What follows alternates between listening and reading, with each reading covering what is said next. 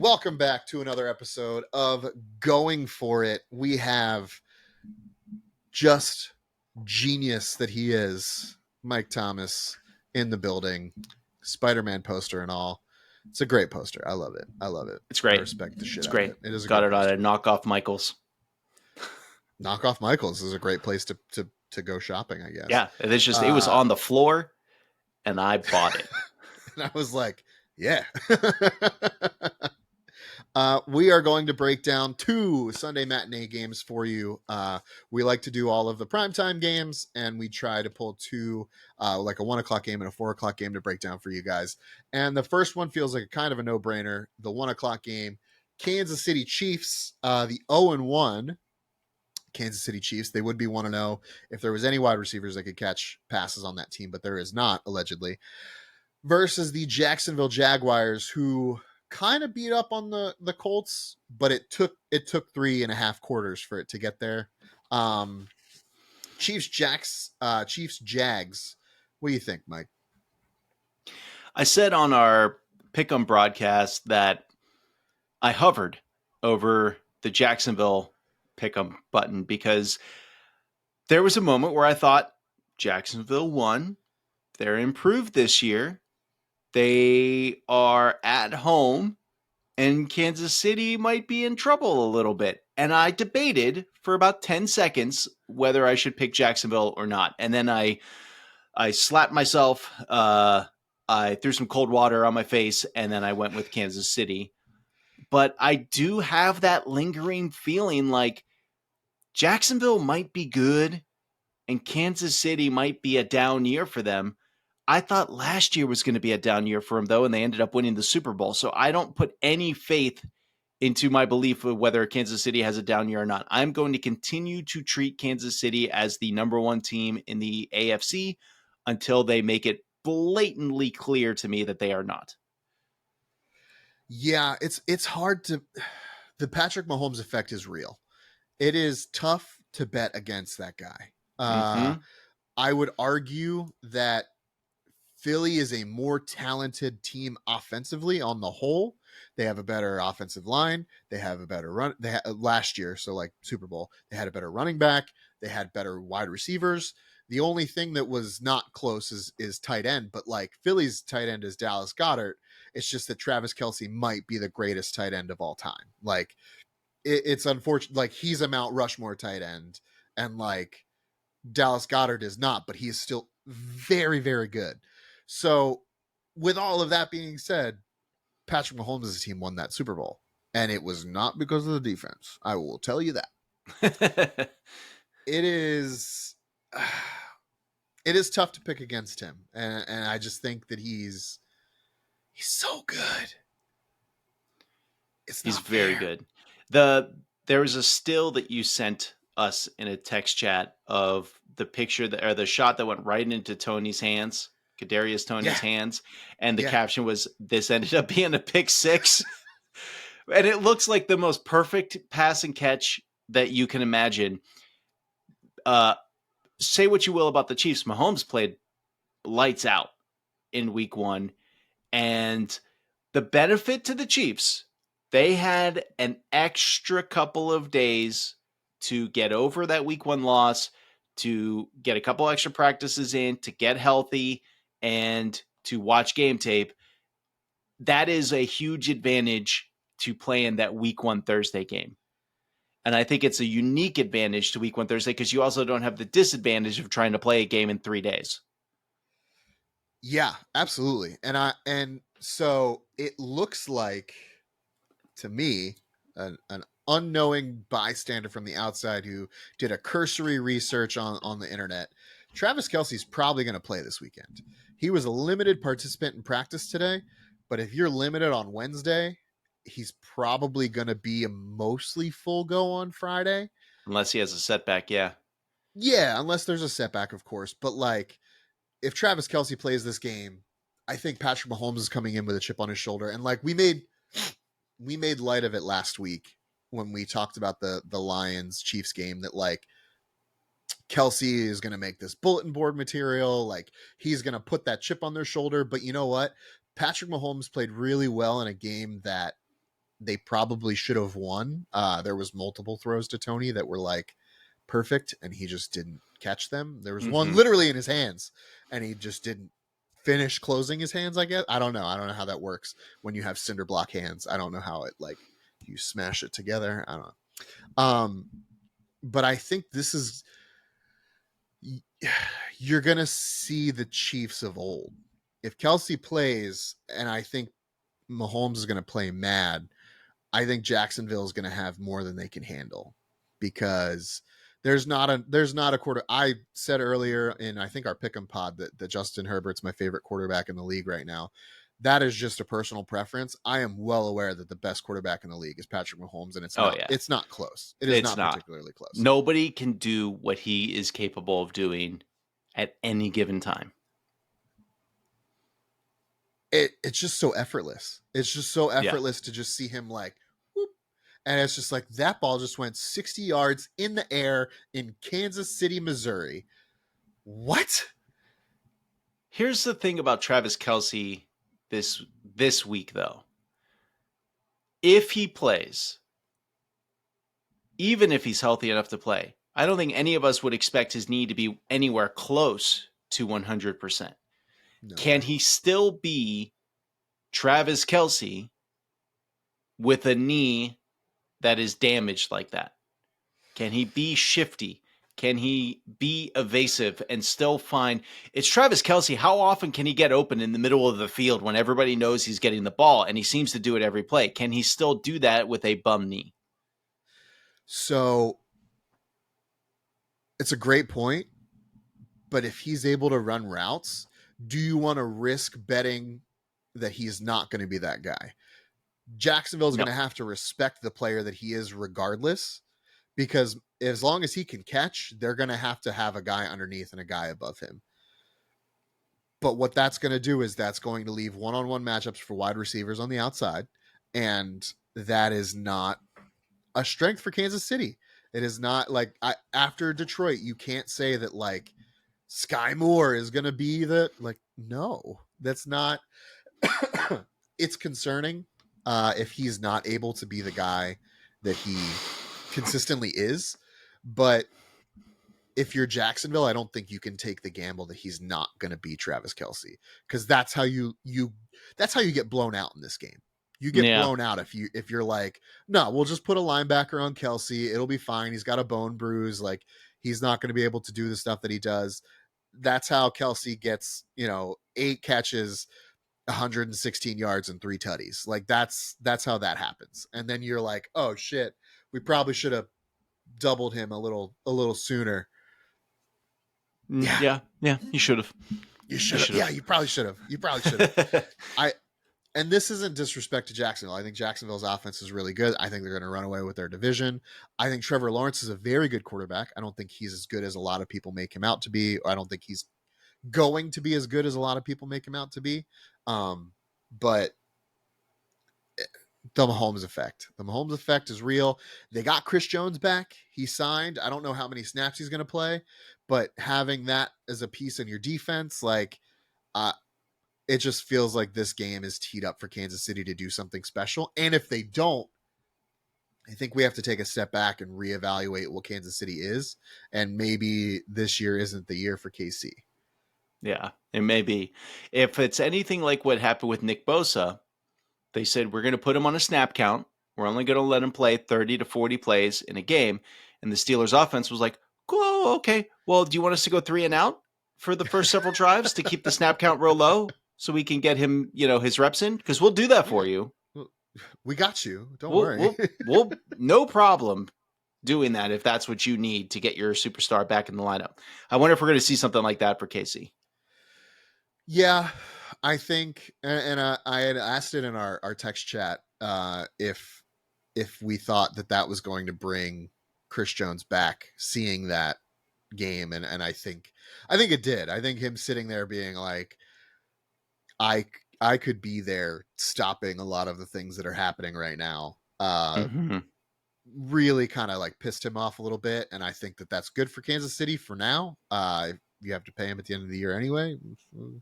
Maybe you're in the same spot, but it's easier to convince a guy to take less money if you make a deep playoff run. So let us talk about scores for this game before we get into our other Sunday matinee game, which is just going to be like commiserating and like apologizing, but also like we got to talk about it. So KC Jacksonville, what is your prediction?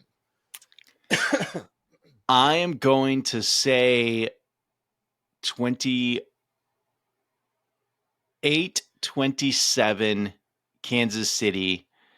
KC are 3-point favorites. I would take Jacksonville and the points if we were doing a spread. I'm going to do Kansas City and 28-24.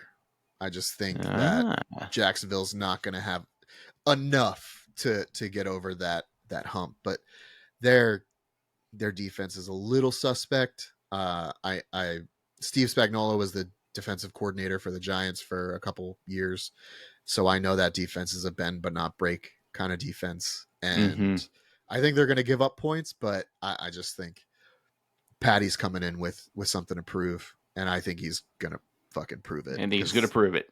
Yeah, he's the guy. And most of the nation will get to see it, which makes me happy. Yes.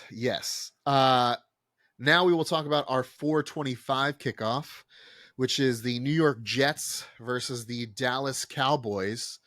What a different vibe around this game after what was it would have been a very promising like matchup is now kind of like, well, shit. It happened so fast. 4 plays. It took 4 plays. Yeah. How I don't mean to be rude. How many points did the Giants score Sunday night? 0. 0 points. Zero. Yeah. 0. Do you think the Jets score more than that? Oh, that's a tough question. I'm going to say yes. The reason the Giants didn't score is a couple of things. Special teams is one of those things, but they had a couple kicks blocked, and they were what people have not been able to acknowledge is that the first drive of the game was very good for them. They moved the ball very efficiently down the field. So Dallas seems like they are not the best against the run. They're very aggressive defense. They like to attack the quarterback. And Breece Hall is literally a rocket ship as a human being. So I think he's poised to have a decent game. But yeah, I think they're going to score points. I don't think it's going to be a lot more points because Zach Wilson is, the way I phrased it to a couple friends this week, one of them is a Jets fan, unfortunately, is I said, Zach Wilson to me is an RPO one read quarterback. He can do an RPO, read the defense, anything more than that one read, and you're in trouble.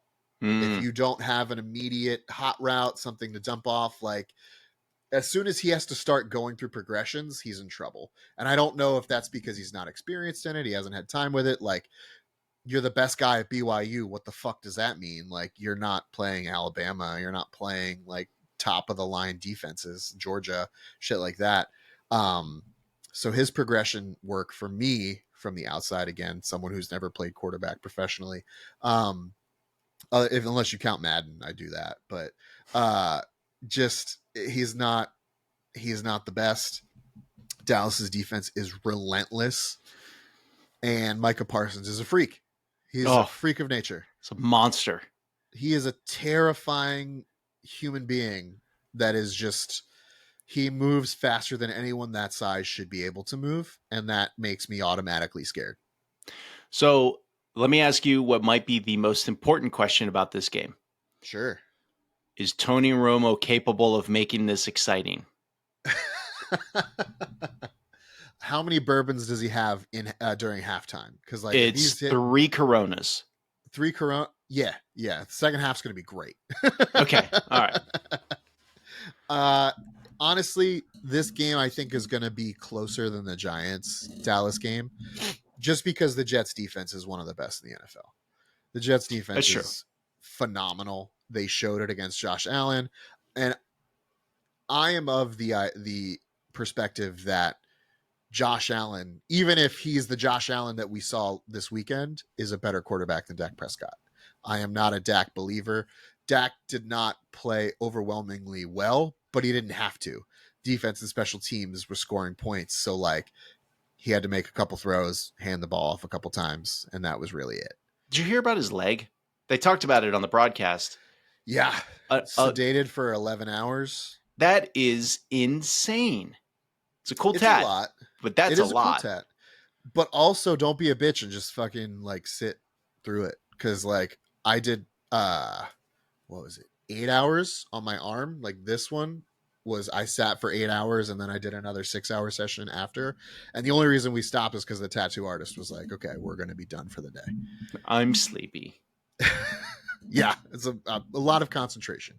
So little bit that honestly like sets Dak like down a little bit in my eyes. Like it makes him a little more of a bitch. He knew his limits though. Sedated. It's true. But like a little bit of a bitch. Like this much a bitch. This much. This much. It keeps going up as like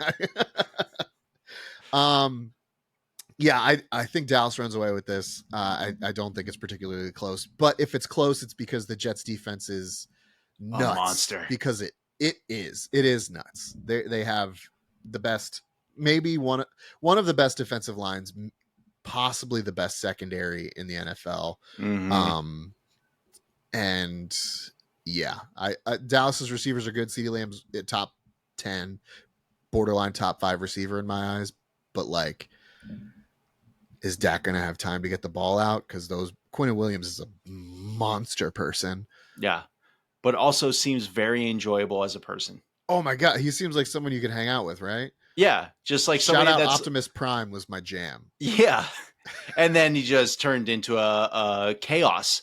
Yeah, I loved it. I love I think I said this on one of our other podcasts. I was just like, it was like his baby, his wife, and then it was Optimus Prime before his agent, his dad, the team, like God. He was like Optimus Prime, number 3. That's where he ranks in my life. And I was like, that's fucking awesome. That is so that's pretty funny. Great. I love it.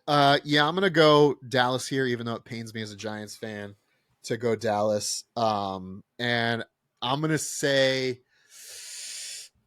27-10.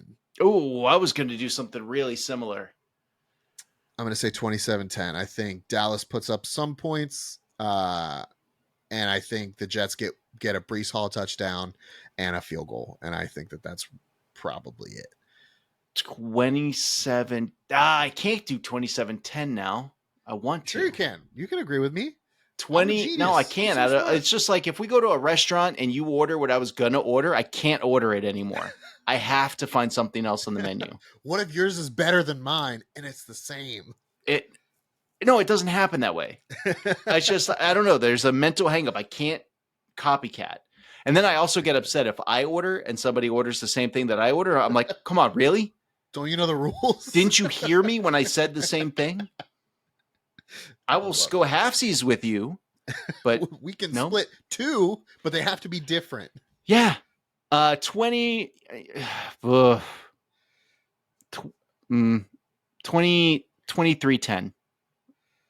Okay. I thought you were going to go up. I thought you were going to do 28-13. Feel like they're going to get 2 field goals. I can't see the Jets having more than 2 successful drives against the Cowboys. That defense is scary, man. And like, it was a rainy game. It rained. The turf was in bad shape. Like, but there's no excuses. That Giants team folded like a cheap blanket. They got Jimmy Hoffa. They did. Believe me, they did. One of the guard, our right guard, Mark Lewinsky, go fuck yourself. Got a That's actually his new name. Yeah. We got a PFF grade of 1. 1 out of? 1 out of, I think it's 100. I think their scale is from like 0 to No, 100. stop it. That's embarrassing. He let up 3 sacks and had like 8 pressures or something.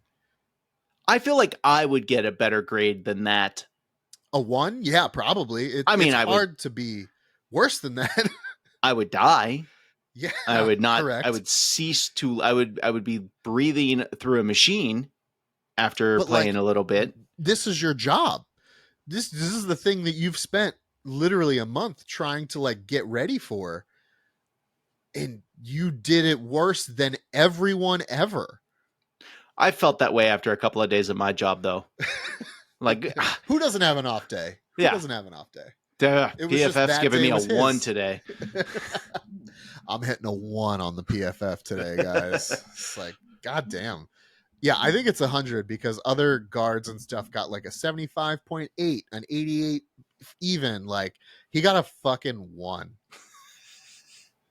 He didn't even get his name right on the SAT. Mark with a C and a K. And they're like, that's not how you spell it, Mark. And he's like, it is today. It's Mac now. Oh, goodness. All right, guys, let us know your score predictions down below. Also, let us know who the Jets are going to sign as their backup quarterback. That's definitely not going to take the place of Zach Wilson because it's Zach Wilson's team. Let us know who I think they should trade for Jameis Winston. I think that gives them honestly the best chance to succeed. He has a lot of the same skills as Aaron Rodgers. He's not as good, obviously, but like big arm, mobile, gets outside the pocket, throws touchdowns. Like, he could do it. I think to the other team.